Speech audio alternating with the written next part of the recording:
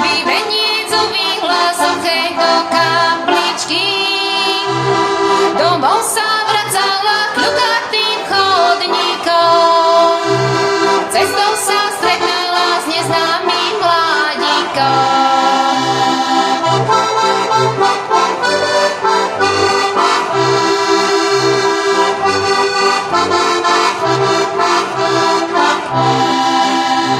Statočný to šúhaj z neznámej dediny, čo tak dávno túžil zmocniť sa dievčiny. Statočný to šúhaj pekne ju pozdrav.